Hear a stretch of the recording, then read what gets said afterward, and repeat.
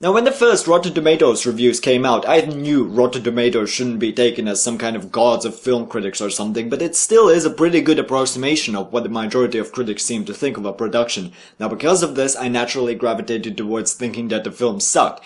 But when the fanboys were starting to do what fanboys do best, I thought, what the hell? I'm gonna go to the cinema and make fun of the film afterwards on my channel for the garbage that it is. But is it really garbage? Well, some of it, but let me explain. Let's look at the positives and negatives. Chapter 1. Just like anime.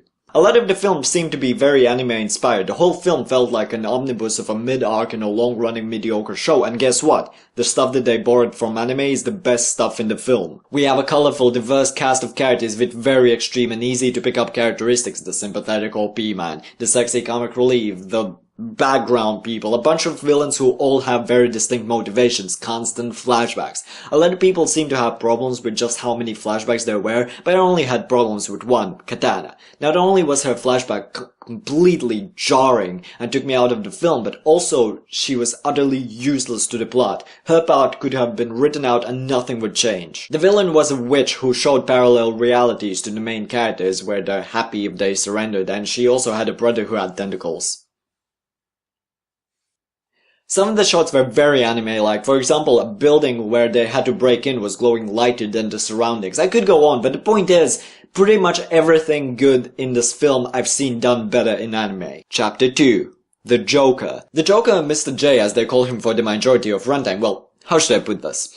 You know how the film is infamous for its many reshoots? It seriously felt like they got Tommy Wiseau to direct the Joker reshoots. Everything is wrong with the Joker scenes. The acting is pathetic. The tattoos are stupid, and that's an understatement. The music, well, we'll get to it, don't worry about it. The cinematography is like a 16-year-old directed it. The dialogue is cringe to the wall. The whatever the hell this is. Oh, I'm not gonna kill you. Seriously, what the hell is this? Well, whatever it's supposed to be, it's terrible, and I love it. I honest to God wish the whole film was as bad as the Joker scenes. But who cares about the positives? Let's talk about how much the film sucked. Chapter 3.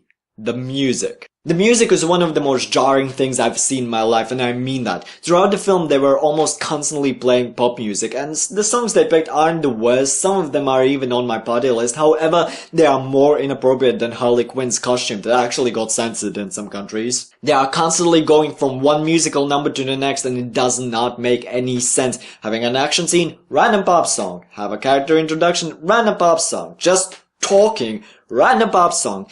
My god, there were so many scenes that were utterly ruined by them just playing random pop songs that were louder than the dialogue. I was constantly asking, what does Seven Nation Army have to do with this scene? What does Queen have to do with this scene? Guess what they're playing during the suit-up scene? Seriously, guess. Who's back again? Yeah, that's right. Why? It makes no sense at all. This is the first time when we see this cast of characters in a live-action film and we hear this in the background.